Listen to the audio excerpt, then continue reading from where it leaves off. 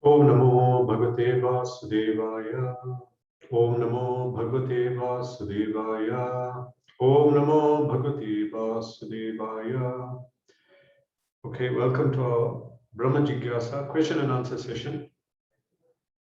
So the first question, what actually happens on Ekadashi fast breaking time? Any pastimes? What happens if one does not strictly follow the fast breaking window? Now, there are rules for Ekadashi, following Ekadashi.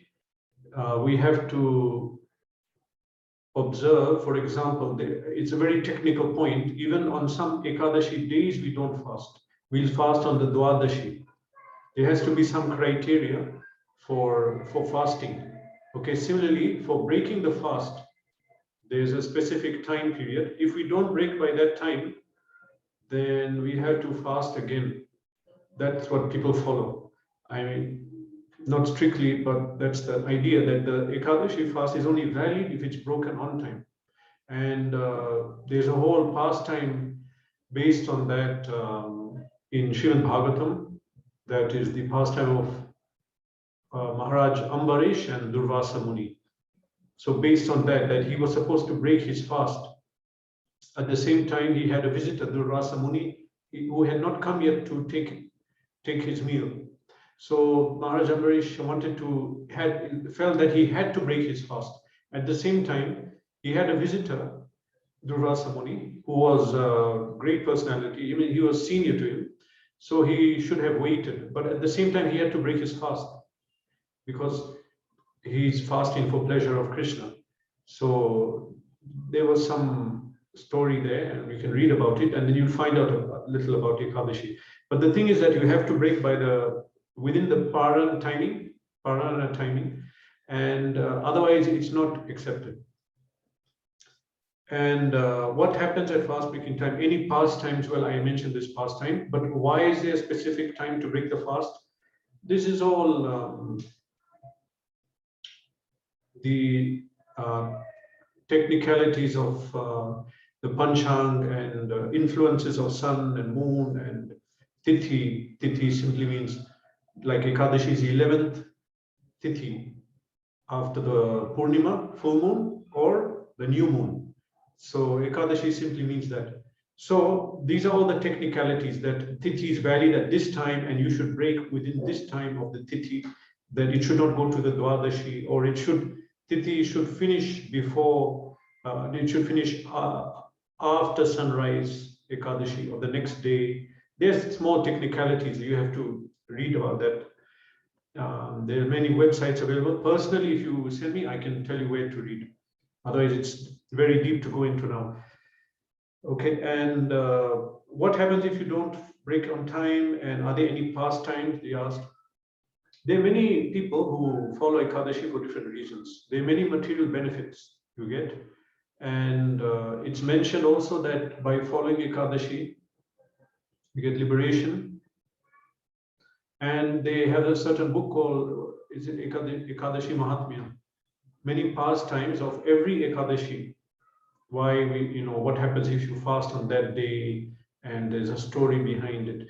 But I'll mention this point, that for devotees, we observe Ekadashi because it's dear to Krishna. The Srila Bhaktivinoda Thakur says in his song Shuddha Bhakta, he says that Madhava Tithi Bhakti Janani Jatane Palana Kori, that the days which are dear to Krishna, when we observe those days, we follow whatever has to be followed, then Bhakti Janani, it is the mother of devotion. In other words, it will awaken Bhakti. So Ekadashi is very dear to Krishna.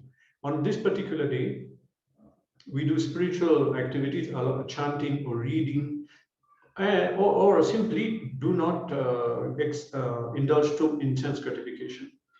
Okay, and then we fast. Traditionally, they'll fast fully. Now, Prabhupada said that he didn't emphasize it. He said you can just not have grains. Okay, even that Pandav Nirjal Ekadashi that fast, again, it's not emphasized, but if you can do it, it's good. Okay. Then next question. In Kaliyuga, it is not easy to practice most things perfectly, even in material activities, what to speak of spiritual activities.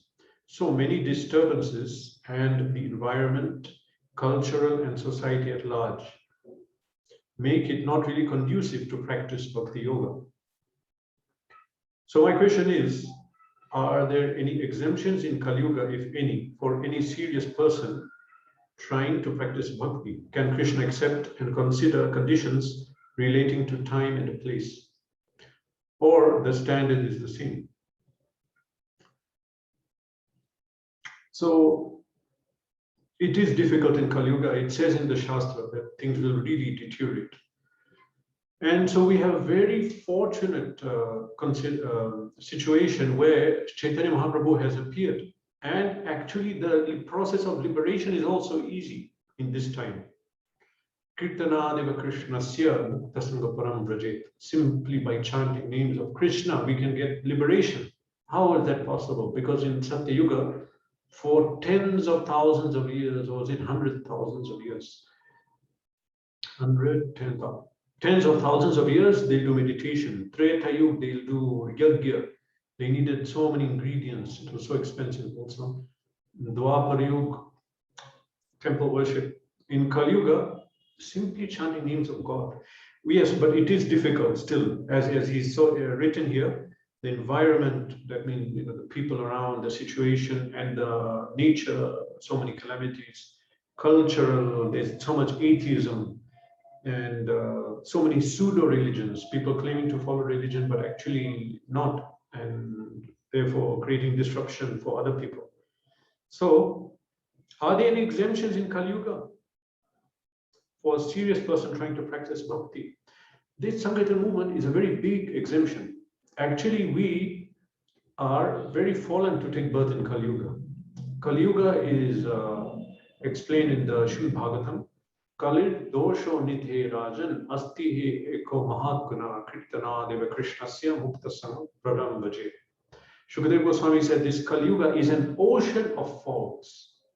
There's just so many things which have gone wrong. But he said that Kale dosho nidhe rajan asti he eko mahatguna. But there is one great quality of Kali Yuga. Kirtana deva krishnasya muktasanga param vraje. Simply by chanting names of Krishna, one can become liberated. That is a great benediction of Kali Yuga. Okay, any other exemptions? Yes, Chaitanya Mahaprabhu, because of his mercy only that we are able to do practice Krishna consciousness. We can't realize what kind of personalities we are that we are born in Kali Yuga. Actually, we don't deserve to at all, touch Bhagavad Gita or be anywhere near the deity or temple. We are really meant to suffer. Okay, but because of Mahaprabhu's mercy, we are able to do all these things. So that's a big exemption. Okay, any other exemption? Yes, Srila Prabhupada said once that in this Kali Yuga, simply because of Chaitanya Mahaprabhu's mercy, even if you are not 100% pure, if you're, what was it? I can't remember the figure. He said 80%, 75%, 85% pure, still Chaitanya Mahaprabhu will take you back to God. Okay, but having said that, we still have to practice. It's important that we follow all the regulations. We are not saying that it's difficult, so Krishna saved me. Yeah, but we have to chant our 16 rounds, follow the 4 regulative principles, read Srila Prabhupada's books daily, at least 1 hour, or Prabhupada said 2 hours, engage in services, take shelter of a pure devotee, take shelter of a guru, associate with devotees, and then you can talk about concession. But if we don't do the minimum thing, then we expect some kind of concession. That's not a good idea. Krishna will not, he'll forgive, but not regularly. God helps those who help themselves. You do your best, then Krishna will pick you up. Chaitanya Mahaprabhu will pick you up. Okay, so in that way, that is the exemption. Oh, yes, that's it. Next question. It happens almost every time We used to play the Hare Krishna Mahamantra in the morning so that the whole day we keep on memorizing the mantra. But what happens is, like, whenever I go to the washroom also, then I keep on chanting Hare Krishna. Is it okay to do so? Chanting the mantra in the washroom and bathroom? The holy name cannot be contaminated. It can be chanted anywhere, anytime. There is no rules or regulations. However, generally speaking, when we are in a contaminated place like a rubbish dump, okay, or anywhere where there are contaminated things, meat, rotting meat, dead body, bathroom, toilet, we are not supposed to open our mouth, actually. And we're not even meant to, strictly speaking, we shouldn't even swallow saliva. We should just spit it out, because everything gets contaminated. Even that liquid, even the liquid in our mouth gets contaminated, the saliva. So actually we're meant to spit it out. Okay, so we're not really meant to open the mouth. And if we do so, then we're not supposed to do so. So we cannot chant. We're not supposed to chant. That's the thing. We may chant. Actually, there's nothing wrong with the holy name. It can be chanted anyway. Okay, but the thing is that we'll get contaminated because we're in that contaminated environment. Okay, so that's the answer. That yes, it's okay to chant there, as that it's not any problem with the holy name. But for us, it's not good because it's a contaminated place. We'll get contaminated. So we should just keep the mouth shut, and excess saliva should be spitted out. That's a Vedic tradition. You might have seen people who pass near rubbish don't spit or any contaminated place. So for that reason, we shouldn't chant. What we can do is play a lecture. That's okay. We can play a lecture in a speaker. Okay, put the speaker in a plastic bag and let a lecture play or let a kirtan go on while you're in the bathroom, toilet. That's okay. There's no problem. It's a good use of our time. The next question is, from the look of things, since time immemorial, I have accumulated so much of karma that I cannot even imagine. It's so huge, even beyond the biggest mountain. Can one become purified in one lifetime? It is difficult to imagine. Please help me.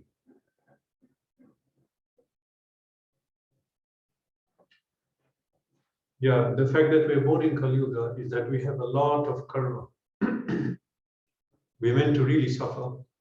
Somehow or other, because we're in this movement, Krishna, he ahantam sarva papebhyo, he destroys our karma.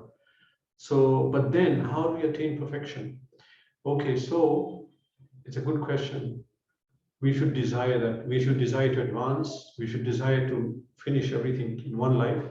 Kali Yuga is going to get very, very hellish. So we should seriously chant, read Prabhupada's books, try to understand the philosophy, develop deeper faith and realization, chanting, reading books, associate with devotees and do service. And then the question is that, can we do it? Can we, in this one life? Srila Prabhupada mentioned it quite a few times. Many times he mentioned this point, that we can finish not only one life in 1 minute. He said in 1 minute you can become Krishna conscious. It depends on us, what is our attitude. In Nectar of Instruction, in the preface, Srila Prabhupada writes that advancement of the devotee in Krishna consciousness depends on his attitude. I'm paraphrasing. Advancement depends on the attitude of the devotee. The more we desire it, we will get it. So Prabhupada said many times, yes, 1 minute we can become Krishna conscious. And regarding, okay, let's answer the question. Can we do it in one lifetime? Prabhupada said this point also, that he made different comments at different times. So he said that simply by chanting Hare Krishna, attending Mangalarati, and reading my books and following for regulative principles, for your whole life, you'll get liberation. You'll be able to get liberation. So he said that also. So that is a fact. If he said it, then it's true. Yes, we can finish everything in one lifetime, but we have to endeavor. We have to endeavor. Like I mentioned earlier in the first question, that if we really say, oh, I want to get perfection, so okay, good, that's a good thing to desire, but we should endeavor, we should do it. We cannot be lax in devotional service and very calm and then say, I want to finish in one life. In the Brahmachari book, you heard of that book, it says there that trying to get liberated in one life, it's like a dog, not even a dog. Anybody who's trying to swim in the middle of the ocean is quite difficult. It's not so easy. So if we want to swim afloat and not drown in the ocean, we have to really swim with a lot of effort. Anyone who's a swimmer will know, or will be to the sea. It's not like a swimming pool. The waves tossed about coming from the left and the back and the right. There's a currents, undercurrent. So if someone wants to stay afloat in the ocean, they really have to put a lot of effort. You can't be just a few strokes like that and expect to float. So in the same way, if we want to overcome the Bhava Sagar, this material ocean, then we have to endeavor. We really have to endeavor very seriously.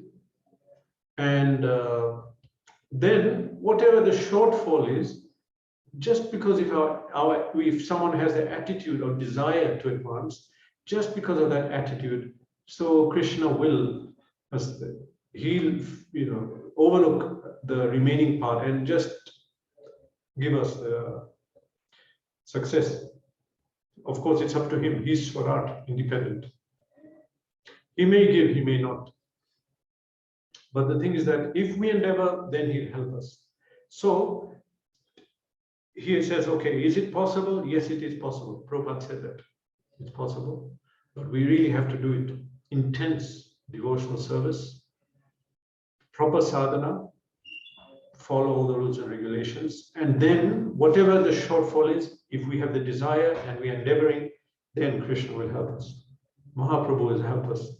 We have the whole Guru Parampara. They are also, they want to help. They are merciful. Vaishnavas are merciful.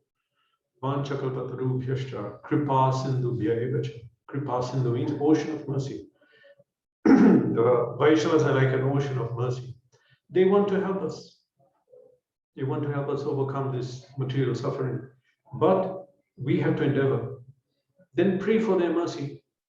Prayer is very powerful. One of the 9 angas, 9 branches of bhakti. One of them is Vandanam, prayer. We can directly pray to Krishna for help. Pray to the previous acharyas. They have powerful spiritual realization. They are spiritually liberated and they can help us. So then it's possible. It is possible. Okay, that concludes questions for today. Anyone now here wants to ask a question? Hare Krishna Prabhuji. Yes. One question I have. So some of this regarding that Ekadasi thing, some Smartha Brahmanas, they follow different calendar and we follow calendar. I think that was made by Srila Bhaktisiddhanta Saraswati Thakur. Yeah. So sometimes there is a mismatch like in the calendar. So means in my family it happens that some of them follow the other calendar. So how to convince them to follow this one? Okay, now in ISKCON, we follow Bhaktisiddhanta Saraswati Thakur's system, and he said that the tithi, which is current at the time of sunrise, should be taken as the tithi for the whole day. So if it is Ekadashi, till 6:30 a.m., and then Ekadashi tithi changes, but we accept the whole day as Ekadashi. Of course, it depends also that it should end before sunrise the next day. It should not overlap. There are a few conditions. So anyway, but some other people, they take that tithi at sunset. The tithi at sunset or previous day or current day is the one they accept. And there are others who strictly follow the tithi. They don't see sunrise, sunset. They say it's tithi this to this. So there are differences because of that. That's the differences. And some follow solar, some follow lunar calendar. But regarding Ekadashi, this is the issue that's different. Okay. Okay, no, your question, how to convince them? So you can tell them that ISKCON is based, it's as it is. Basically, it's based on, strictly on the Shastra, the Bhagavad Gita, and the Vedas, even the fact we're chanting Hare Krishna and everything. And our calendar, the system of Panchang, was formulated by Bhaktisiddhanta Saraswati Thakur, who was an Acharya, and whose followers have spread the Sanatana Dharma all over the world. The fact that it was successful, this movement, and has changed people all over the world, it means we can see there's some purity and powerful force. So tell them, because of this, I feel you should follow this calendar. If you don't want to follow what we are following in terms of chanting and everything, that's fine. But the fact is that because this movement has been successful, we understand from Shastra that Krishna empowered it. Krishna Shakti Vina Nahe Tare Pravartan. The Kali Kalera Dharma Hari Nama Sankirtan. Krishna, I forgot the shloka. Anyway, but without empowerment of Krishna, the Sankirtan movement cannot be spread. So the fact that Krishna empowered this movement means there's purity and spiritual force. So because of that, they should follow this calendar. I would say that. Okay. Yeah. Any other question, anyone? Okay. So we'll end it here, right? Hare Krishna. Hare Krishna. All glory is Srila Prabhupada ki jai.